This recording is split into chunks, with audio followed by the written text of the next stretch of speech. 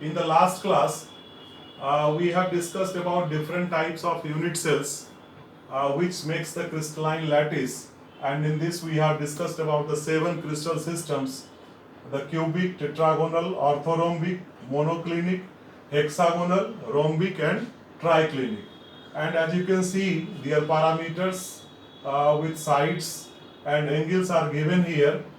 जैसा कि साइड्स में देखते हैं कि एक जो क्यूब है उसके तीनों साइड्स इक्वल हैं और उसके तीनों एंगल भी इक्वल है, 90 डिग्री के बराबर हैं। और आप एक क्यूब को इस तरह से ड्रॉ करके देख सकते हैं।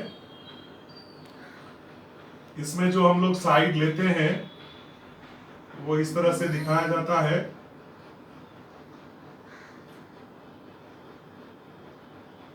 ये 3 एक्सिस सिस्टम के हिसाब से बनाए जाते हैं। ए के सामने वाले एंगल को अल्फा, बी के सामने वाले एंगल को बीटा और सी के सामने वाले एंगल को गामा लिया जाता है। ऐसा कन्वेंशन है और इसके हिसाब से ये हमारा क्यूब बनता है। बाकी के जितने और 6 सिस्टम हैं वो इसी क्यूब से ही डिराइव्ड हैं। जैसे टेट्रागोनल में एक साइड थोड़ा लंबा हो गया, सी अलग हो गया। ऑर्थोरोम्बिक में तीनों साइड्स अलग हो जा रहे हैं। और फिर मोनोक्लिनिक में एक एंगल चेंज कर रहा है, एक पर्टिकुलर एंगल 120 डिग्री का है।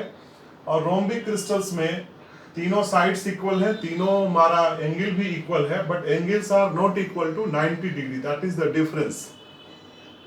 और ट्राइक्लिनिक क्रिस्टल्स में सभी इक्वलिटी के साइंस नॉन इक्वलिटी के साइंस में चेंज कर जाते हैं। कोई भी एंगल बराबर नहीं है और 90 डिग्री के इक्वल भी नहीं है, तीनों साइड्स भी इक्वल नहीं है।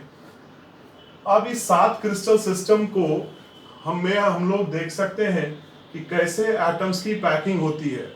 तो एक्चुअली जो भी एटम है उसको हम लोग एक स्फीयर मानते हैं। सॉलिड स्टेट में ये एजम्पशन लिया जाता है कि सारे एटम्स एक परफेक्ट हार्ड स्फीयर हैं। ऐसा होता नहीं है, चूंकि न्यूक्लियस के चारों बगल जो इलेक्ट्रॉन का सिस्टम है वो पूरा डिफ्यूज्ड है। उसमें थोड़ा साइज का बढ़ाना घटना हो सकता है, फिर भी सभी प्रैक्टिकल पर्पस के लिए सॉलिड स्टेट में एटम्स को एक हार्ड स्फीयर माना जाता है। और हमने अपने घर के इस छोटे से पोटैटो को आपको एटम के रूप में हम लोग यूज कर सकते हैं। और सॉलिड्स के अंदर जो ये एटम्स का अरेंजमेंट होता है वो बिल्कुल क्लोज सिस्टम में होते हैं और ये इनके इस तरह से क्लोज सिस्टम में होता है। जैसा कि पिछले दिनों हम लोगों ने बताया था कि जो 2 डायमेंशन का पैकिंग है वो इस तरह से स्क्वायर फॉर्म में है।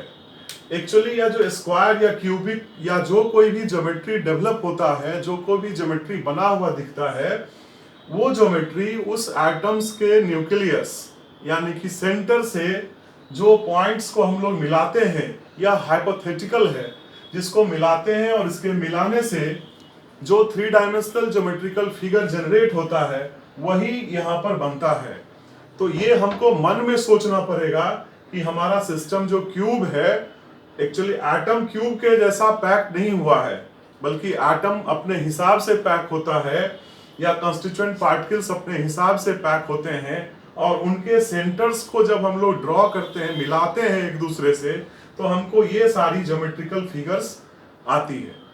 अब जो ये पहला क्यूबिक सिस्टम है इसको हम लोग 2 तरह से लिख के बता सकते हैं। एक कहलाता है क्लोज स्पेस फिगर, जिसमें कि सभी एटम्स जो एक दूसरे के साथ टच करते हैं उनको बताया जाता है। और इसमें जैसे हम लोग इसको इसके साथ टच करते हुए, इसको इधर से टच करते हुए ऐसा दिखाएंगे। लेकिन यदि हम लोग फिगर इस तरह से बनाएंगे तो इस फिगर में 8 एटम्स को या और भी एटम्स को दिखाना थोड़ा कठिन हो जाएगा और ये 3 डायमेंशन में ठीक नहीं लगेगा। तो एक प्रैक्टिकल अप्रोच लिया जाता है। इसी फिगर का रिप्रेजेंटेटिव फिगर हम इस तरह से बनाते हैं जहां पर कि ये जो एटम्स हैं सबको थोड़ा थोड़ा दूर रखा जाता है, लेकिन ये एटम्स एक्चुअली दूर हैं नहीं, ये एटम सभी इसके साथ एक दूसरे के साथ सटे हुए हैं। अब इन एटम्स की पैकिंग कैसे होती है ये आज का टॉपिक है। तो टाइप्स ऑफ पैकिंग 2 तरह के होते हैं, one is primitive packing and another is non primitive packing. Primitive का मतलब होता है कि जो सबसे बेसिक है और वो प्रिमिटिव कहलाता है। पी इसका सिंबल इसके लिए लिखा जाता है। प्रिमिटिव किसको कहते हैं? तो जिसमें एटम सिर्फ कॉर्नर्स के ऊपर हो और उसका एक मॉडल हमने अपने घर में रखे हुए कुछ छोटे छोटे पोटैटोज और जो हमारे खाली रिफिल घर में थे, उन खाली रिफिल्स के साथ ये मॉडल बनाया है। और आप इस मॉडल को यहाँ देख सकते हैं कि इस मॉडल में 8 एटम्स हैं जो 8 क्यूब के 8 कॉर्नर्स के ऊपर हैं, और क्यूब के जो एजेस हैं वो भी आपको दिख सकते हैं। और ये हमारा क्यूबिक सिस्टम है, और इसी क्यूबिक सिस्टम को हम लोग प्रिमिटिव सिस्टम कहते हैं। तो आप नॉन प्रिमिटिव सिस्टम में भी देख सकते हैं कि नॉन प्रिमिटिव किसको कहेंगे, तो जिसमें कॉर्नर्स के अलावा इस तरह से 3 तरह से भी अरेंजमेंट हो। जैसे फर्स्ट इसमें हम लोग बॉडी सेंटर्ड कह सकते हैं कि मान लीजिए एक एटम इस क्यूब के बीच में सेंटर के ऊपर हम लोग ऐसे डाल दिए, तो ये एटम इसके साथ में आ गया और ये हमारा बॉडी सेंटर सिस्टम हो गया। और दूसरा इसका है फेस सेंटर। इस क्यूब के 6 फेसेस हैं और 6 फेस में से हर एक फेस के सेंटर पर यदि एक एक एटम हम ऐसे डाल देते हैं तो ये हमारा फेस सेंटर हो जाएगा। इधर भी, इधर भी, इधर भी, पीछे भी, ऊपर भी और नीचे भी, ऐसे 6 फेस पर एटम हो जाए कॉर्नर्स के अलावा, 8 कॉर्नर्स के पर और 6 फेस पर, कुल मिला के 14। तो ये हमारा फेस सेंटर्ड कहलाएगा। और एक तीसरे तरह का नॉन प्रिमिटिव पैकिंग है जिसको हम लोग एंड सेंटर्ड पैकिंग कहते हैं, जो यहाँ पे आप देख रहे लिखा हुआ है। एंड सेंटर में किसी भी 2 अपोजिट फेस के ऊपर एटम्स की पैकिंग की जाती है, तो उसको हम लोग एंड सेंटर्ड पैकिंग कहते हैं।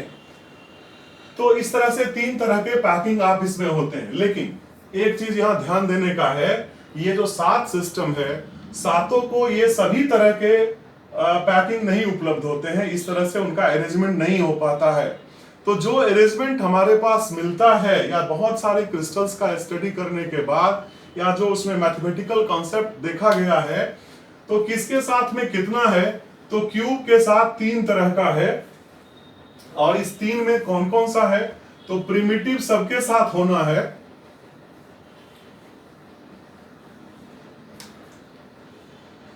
बॉडी सेंटर्ड भी होना है, और एक फेस सेंटर्ड होता है। यानी कि क्यूबिक क्रिस्टल हमारा 3 तरह का हुआ, primitive, body centred, face centred.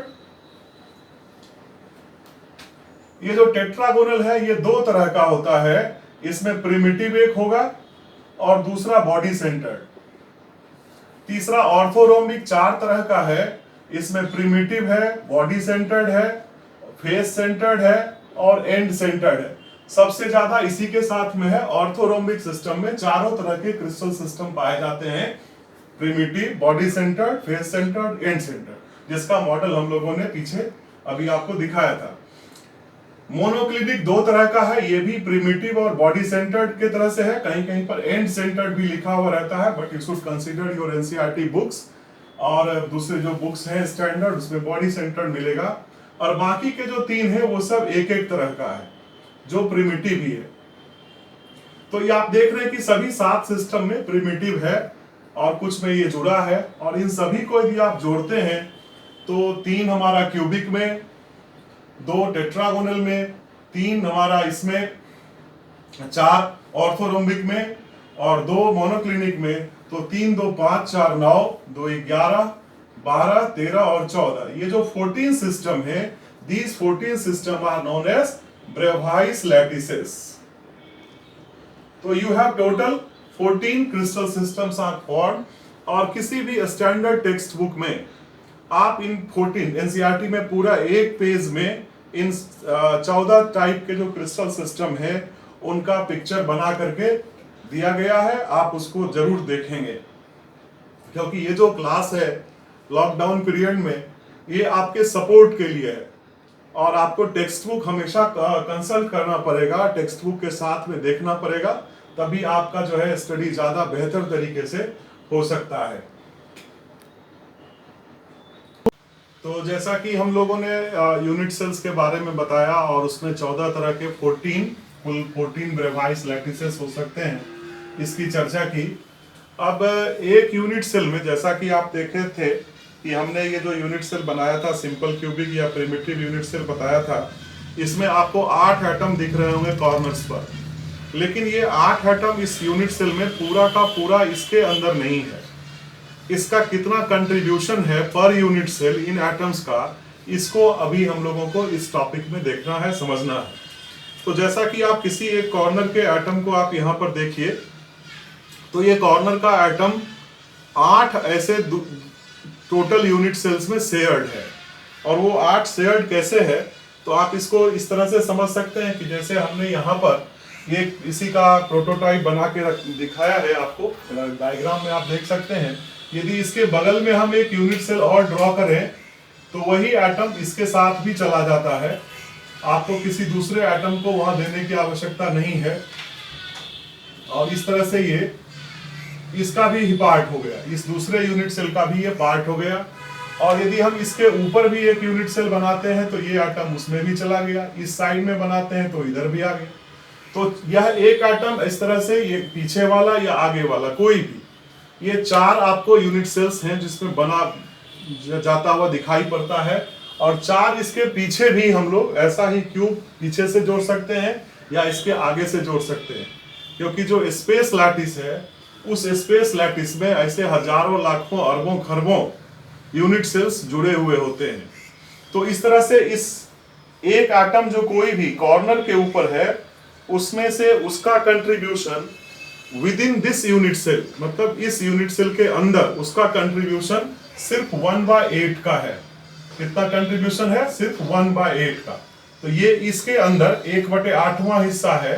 और हमारे पास कुल 8 कॉर्नर्स हैं, तो टोटल कंट्रीब्यूशन हो गया 8 × 1/8, इसको हम लोग 1 लिखते हैं। यानी कि प्रिमिटिव यूनिट सेल में number of atoms per unit cell दिखने को 8 है, लेकिन होता एक्चुअली 1 ही है। और इस 1 को हम लोग 1 लिखते हैं, 1.0 नहीं लिखते हैं। यदि ऐसा लिखेंगे तो ये गलत माना जाएगा, क्योंकि एटम्स जो है वो यहाँ पर डिविजिबल नहीं है। और जब आप 1.0 लिखते हैं तो इसका मतलब होता है कि there is a chances of 1.2 और 1.5 एनीथिंग लाइक दैट। तो आप सभी लोग सिग्निफिकेंट फिगर पढ़े होंगे, तो उसके हिसाब से इसको हमको 1 लिखना है, 1.0 नहीं। और अब हम लोग आते हैं बीसी में। बीसीसी टाइप का जो है, ये क्यूबिक यूनिट सेल का ही उदाहरण हम लोग देख रहे हैं। BCC type, body centred cubic type. इसमें 8 एटम कॉर्नर्स पर हैं और उनका कंट्रीब्यूशन 8 × 1/8 है, जो हम लोग यहाँ देख रहे हैं। और एक एटम जो है वो पूरा का पूरा अंदर ही है, जैसा कि हम लोग इसको बीसीसी बना के भी देखेंगे। तो ये एक एटम पूरा इसके अंदर है। तो जो एटम अंदर है वो सिर्फ इसी यूनिट सेल में है और 8 कॉर्नर वाले हैं जिसका कंट्रीब्यूशन 1 है। तो कुल एटम की संख्या इसमें हो गई 2 की। तो यहाँ आप देख सकते हैं 2 एटम बीसीसी में लिखा गया है, बॉडी सेंटर्ड क्यूबिक सेल में। अब आइए हम लोग लास्ट में देखते हैं FCC, face centred cubic cell में। इसमें 6 फेस पर एटम है और 8 कॉर्नर पर है। तो आप देखें कि यदि फेस पर कोई एटम है तो ये एटम इसमें 2 यूनिट सेल में शेयर्ड है, एक जो इस तरफ यूनिट सेल है और एक जो दूसरा इसके बगल में होगा। तो बस सिर्फ 2 में शेयर्ड है, तो एक में उसका कंट्रीब्यूशन कितने का हुआ? आधे का। तो हाफ उसके अंदर और हाफ दूसरे में। तो यदि 6 फेस पर है और हाफ एक में कंट्रीब्यूट कर रहा है तो कुल कंट्रीब्यूशन हो गया 3, और कॉर्नर का कंट्रीब्यूशन इसमें हो गया 1, कुल मिला करके हो गया 4। तो इस तरह से हम लोग देखते हैं कि फेस सेंटर्ड क्यूबिक सेल जो है, क्यूबिक यूनिट सेल जो है, इसमें 4 एटम या कोई दूसरा भी यूनिट सेल होगा, फेस सेंटर्ड होगा, तो उसमें नंबर ऑफ एटम्स जो होंगे वो 4 की संख्या में होंगे। तो एक बार फिर से हम लोग देख लें कि number of atoms per unit cell primitive में 1 है, बॉडी सेंटर्ड में 2 है और फेस सेंटर्ड में 4 है। अब आपके मन में यदि सवाल आता हो कि एंड सेंटर्ड भी हमने एक बनाया था, तो एंड सेंटर्ड में कितना होगा? ईसी में। तो ईसी में 2 ही जो अपोजिट फेस है उसी के ऊपर एटम है कॉर्नर्स के अलावा, तो उसका कंट्रीब्यूशन हाफ × 2 1 और प्लस 1/8 × 8 1, यानी कि कुल हो गया 2। तो एंड सेंटर्ड में number of atoms per unit cell को यदि आप कंसीडर करेंगे तो इसकी संख्या हो जाएगी 2 की। तो अब एक टर्म जो सबसे ज्यादा इंपॉर्टेंट है वो है पैकिंग इफिशियंसी। इसकी चर्चा हम लोग करेंगे कि पैकिंग इफिशियंसी क्या है।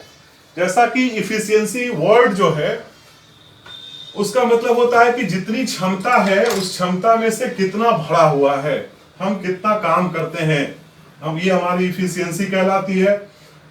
तो इफिशियंसी हम यूनिट सेल्स में भी देखते हैं, चूंकि हमने पहले बताया आपको कि जितना भी स्पेस है वो स्पेस जब हम भरते हैं तो कुछ ना कुछ जगह खाली रह जाता है।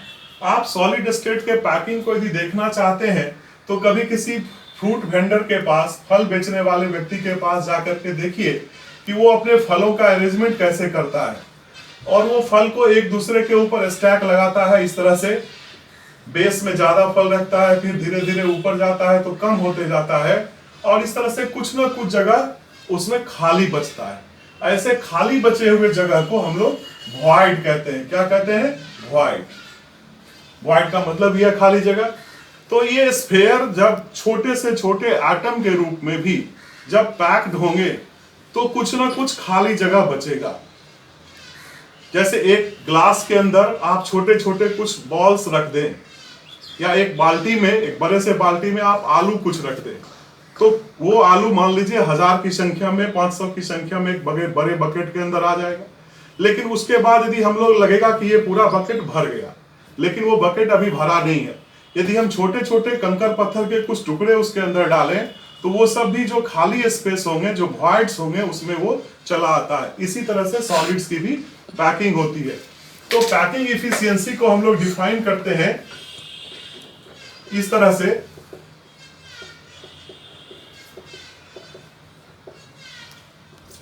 स्पेस अवेलेबल बटे स्पेस ऑक्युपाइड, स्पेस ऑक्युपाइड बटे स्पेस अवेलेबल, कि कितना जगह अवेलेबल है और कितना जगह भरा हुआ है, उसको हम लोग डिवाइड कर दें तो वो मिल जाएगा। अब जैसे कोई क्यूबिक यूनिट सेल है और क्यूब का लेंथ आप L लेते हैं, तो इसका जो हमारे पास जो स्पेस अवेलेबल है वो इस क्यूब का वॉल्यूम के बराबर होता है, V equals to L cube. ये हमारा डिनोमिनेटर का टर्म हो जाएगा स्पेस अवेलेबल में। और न्यूमरेटर में हम स्पेस ऑक्युपाइड अलग अलग तरह के पैकिंग के लिए अलग अलग हिसाब से कैलकुलेट करके बना सकते हैं। अब सबसे पहले हम लोग प्रिमिटिव यूनिट सेल को देखें।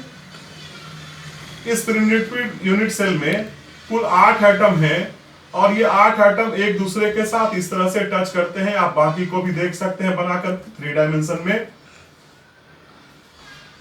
अब इस मान लिया जाए कि ये जो स्फीयर है इसका रेडियस है r के बराबर, और L इस क्यूब का लेंथ है। तो L और R के बीच जो रिलेशन है वो L इक्वल्स टू 2R का है। अब एक इस स्फीयर का वॉल्यूम, छोटे से इस स्फीयर का यानी एटम का वॉल्यूम हम 4/3 पाई r क्यूब ऐसा लिखते हैं, और R और L के बीच के रिलेशन को यदि हम लोग यहां से लिख ले R इक्वल्स टू L/2, तो V इक्वल्स टू हो जाएगा 4/3 पाई L/2 का क्यूब, यानी कि 4/3 pi L cube divided by 8। ये जो है ये हमारा स्पेस ऑक्युपाइड है। और प्रिमिटिव यूनिट सेल के लिए यहां पर एक संख्या हम लोग पैकिंग इफिशियंसी में लिखते हैं 1 का into 4/3 pi L cube by 8। ये 1 क्या है? ये 1 अभी जो आपको हमने पीछे बताया कि 1 यहां पर number of atoms per unit cell है, जो उसका एक यूनिट सेल में कंट्रीब्यूशन है डिवाइडेड बाय L क्यूब। यानी कि ये हो गया आपको 4/3 pi L cube divided by L cube into 8। और इसको यदि आप आगे कैलकुलेट करेंगे तो ये जो आपको वैल्यू आ जाएगा यहां पर π/6 का। ये L क्यूब कैंसिल आउट हो गया, यानी 3.14 डिवाइडेड बाय 6, इसको हम लोग 0.523 के बराबर लिख सकते हैं। और ये परसेंटेज पैकिंग इफिशियंसी में लिखा हुआ रहता है, तो इसको हम लोग 52.3% यानी 100 से इसको मल्टीप्लाई कर दिए परसेंटेज निकालने के लिए, तो ये 53.3% जो है, इसमें सिंपल क्यूबिक यूनिट सेल में ये स्पेस सारे एटम्स टच करेंगे तब ये भरे हुए होते हैं और रेस्ट जो है वो खाली होता है। तो आपको यहां पर क्या समझना है? आपको समझना है इस रेडियस और जो क्यूब का लेंथ है उसके बीच का रिलेशन को यदि हम लोग एक बार समझ ले तो ये काम आसान हो जाता है। और बॉडी सेंटर्ड क्यूबिक में यदि आप इसको देखना चाहेंगे तो वो भी हम लोग करके देख सकते हैं। बॉडी सेंटर्ड में एक एटम यहां पर है, एक यहां पर आप ले लीजिए, एक यहां ले लीजिए, और ये तीनों एटम टच कर रहे हैं बॉडी डायगोनल्स के हिसाब से। बाकी एटम्स भी वहां पर हैं और 3 डायमेंशनल फिगर के लिए हम लोग इसको अलग अलग दिखाते हैं, लेकिन ये सब टचिंग है। तो ये इस तरह से टच कर रहा है। अब एक क्यूब का लेंथ यदि L है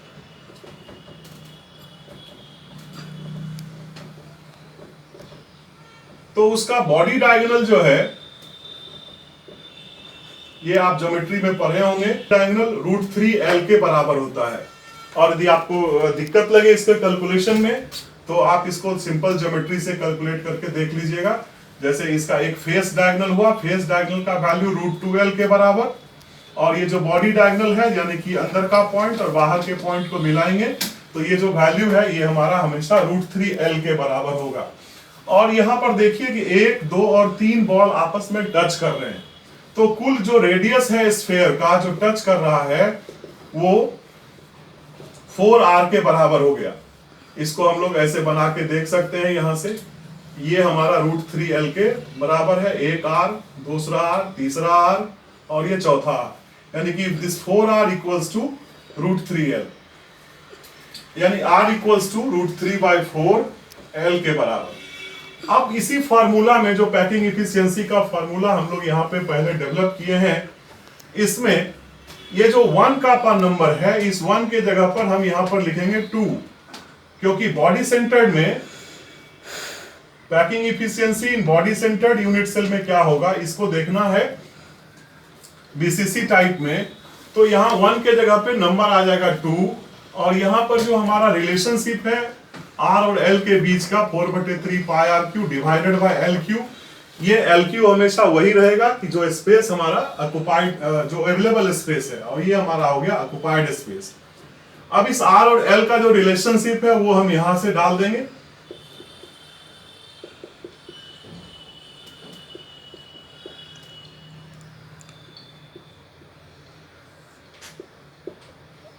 और ये आप देख लीजिए यहाँ पे 2 × 4/3 पाई 3√3L³ बाय 4 4 जा 16, 16 4 जा 64 divided by L³।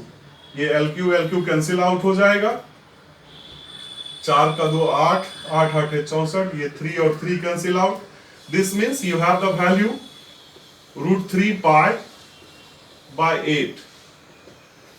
√3 is 1.732 into pi 3.14 divided by 8, और 8 से आप इसको भाग लगा के देख सकते हैं तो 8.21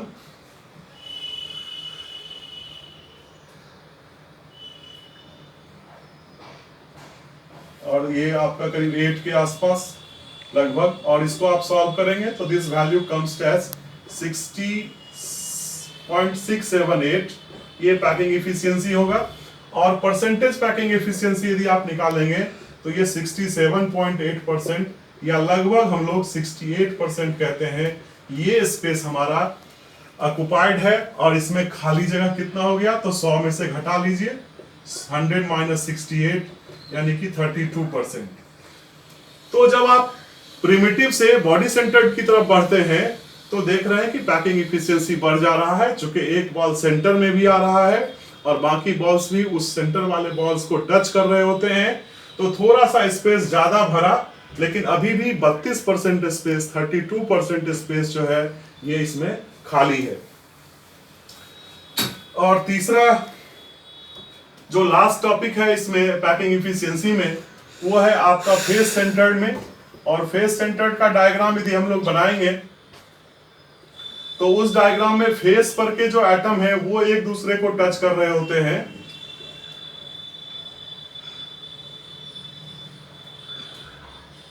इस तरह से, या ऊपर से इधर से भी हम लोग देख सकते हैं।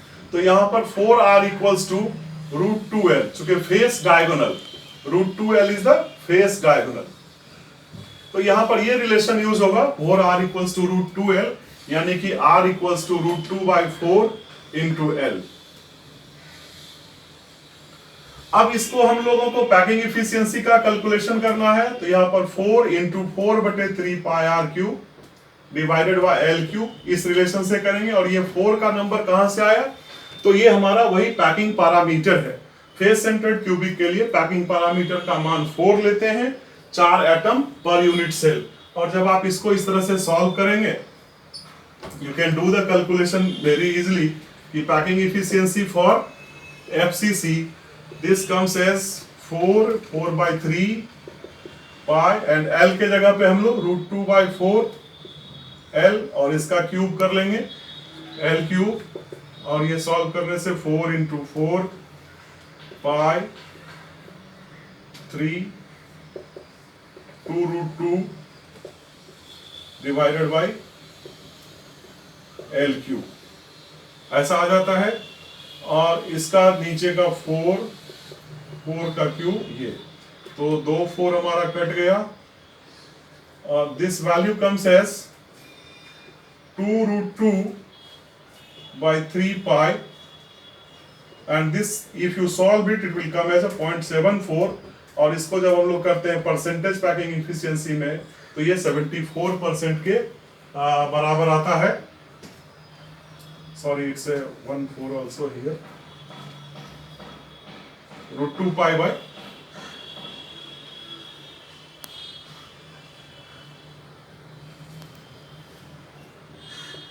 6। So this comes as a 0.74 और 74% स्पेस जो है इसमें ये भरता है। तो इस तरह से आज के लेक्चर में हम लोगों ने पैकिंग यूज को कैलकुलेट करके आपको बताया है। तो next day will discuss some other topic of the solid state chemistry. Thank you.